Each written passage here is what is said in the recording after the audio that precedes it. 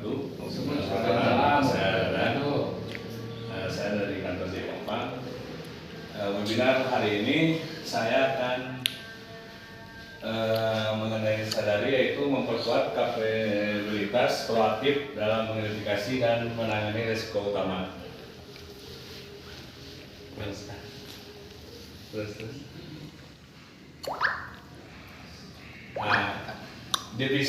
Definisi risk management RM adalah budaya proses struktur yang diarahkan sedemikian rupa sehingga dapat mewujudkan kesempatan potensial dan pada saat yang sama dan menangani efek negatif yang terkait dengan hal tersebut.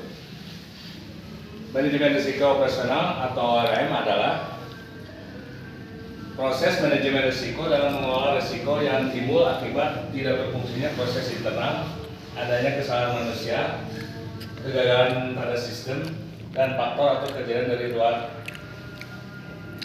atau eksternal.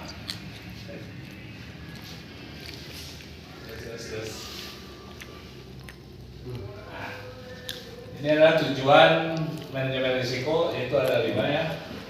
Yang pertama, pencapaian sasaran, yaitu mendukung pencapaian sasaran perusahaan baik jangka pendek maupun jangka panjang. Berarti kita di sini harus melakukan atau membuat RKB ya, rencana kendalian bulanan, dan RKAP.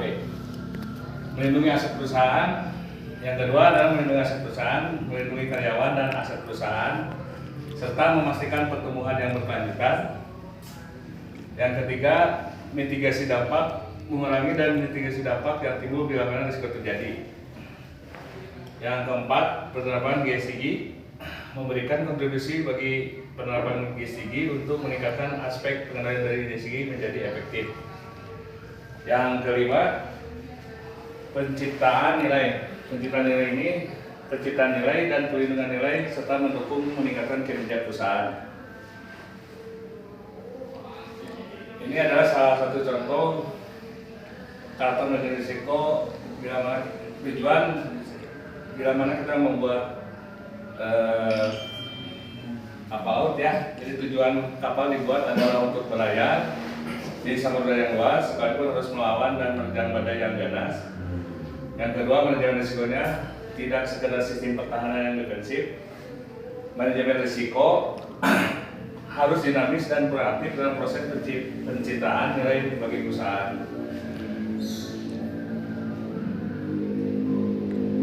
Nah, ini ada salah satu contoh lagi, pencapaian tujuan bisnis dengan risk management.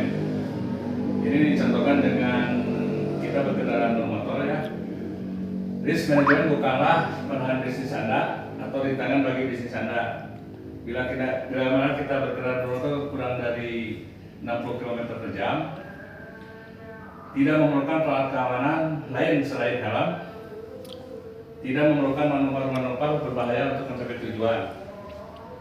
Nah, sedangkan untuk perkendaraan yang misalnya di sirkuit berkendaraan, maka kita harus memerlukan semua peralatan keamanan yang ada untuk melindungi seluruh bagian tubuh, kepala, tulang belakang, kaki, dan tangan. Jadi ini di perusahaan diibaratkan kalau kita berkendaraan motor dengan kecepatan rendah dan kecepatan tinggi ya. Jadi kalau kecepatan rendah mungkin perusahaan akan lambat untuk majunya, tapi kalau dengan kecepatan akan lebih cepat, tapi banyak faktor-faktor yang harus diperhatikan.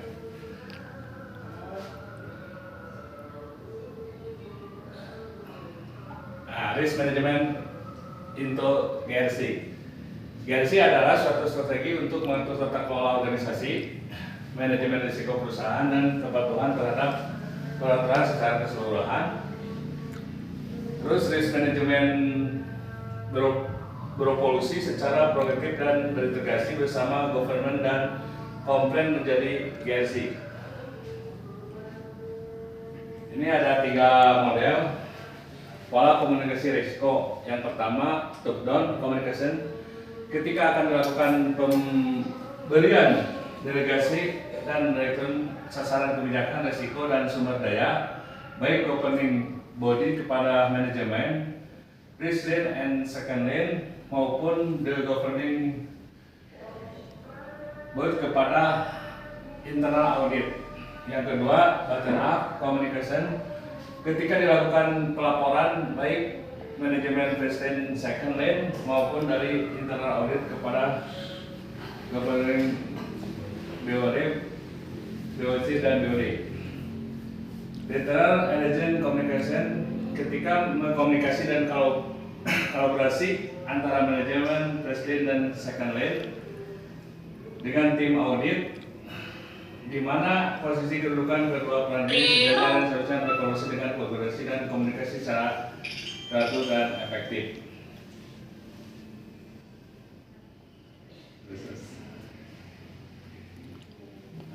Prinsip ini ada 8 prinsip manajemen risiko. Yang pertama, manajemen risiko adalah bagian terpadu dari semua kegiatan organisasi.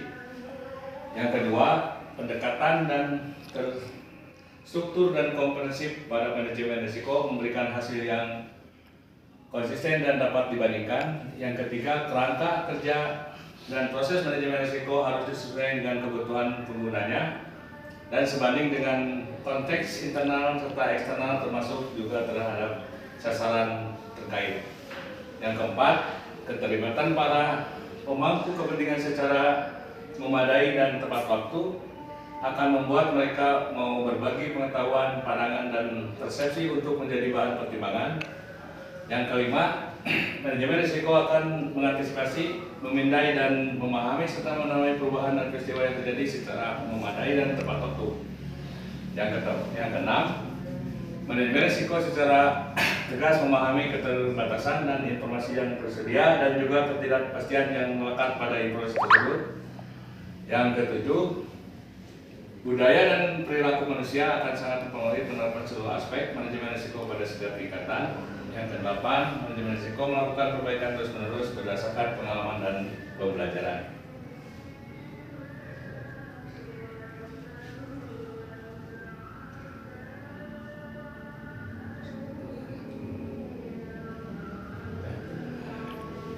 Ini adalah identifikasi risiko dan isu internal dan eksternal. Yang pertama, pendekatan historis, gunakan pengalaman yang sejenis, identifikasi risiko yang pernah terjadi, jadi mengidentifikasi masalah-masalah, misalnya di permesinannya dengan melihat kartu riwayat ya, kartu riwayat mesin apa ya.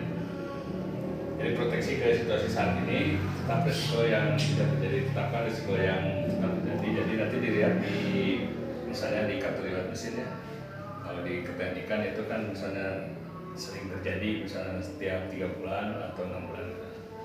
Yang kedua, pendekatan brainstorming, analisa situasi yang Anda hadapi, identifikasi risiko yang bisa terjadi, proyeksi ke situasi saat ini, tetapkan risiko yang terjadi. Pendekatan benchmark, identifikasi institusi lain sebagai benchmark, identifikasi risiko yang bisa terjadi, proyeksi ke situasi saat ini, tetapkan risiko yang bisa terjadi. Pendekatan ahli, tetapkan beberapa orang sebagai ahli, wawancara mengenai risiko, tetapkan risiko yang bisa terjadi.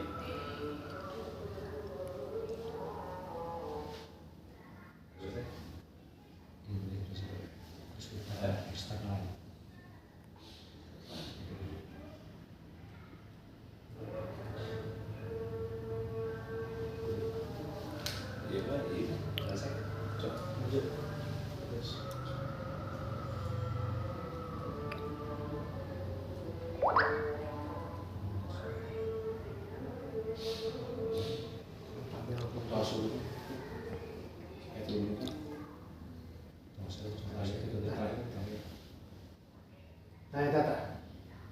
Itu. Ya. Proses pemantauannya, Pak.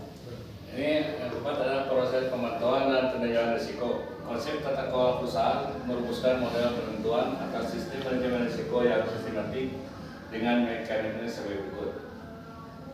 Ongoing review yang dilakukan oleh masing-masing departemen secara berkesinambungan melalui mekanisme menggunakan pendekatan risiko control assessment RCSA. Review yang memantau bersifat keseluruhan sehingga disiplin dan memiliki risiko untuk selalu memonitor, mencatat dan melaporkan kepada atasan yang dibutuhkan. Independent evaluation review yang dilakukan oleh internal audit dan external audit selalu mekanisme menggunakan pendekatan risk basis audit, pemantauan atas profil risiko, langkah pengendalian dan efektivitas dari seluruh step risk management proses.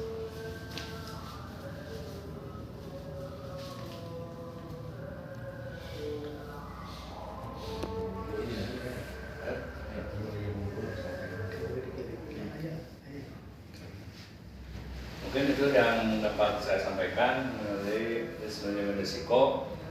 Mudah-mudahan bermanfaat bagi kita semua. Amin. Assalamualaikum warahmatullahi wabarakatuh. Waalaikumsalam warahmatullahi wabarakatuh.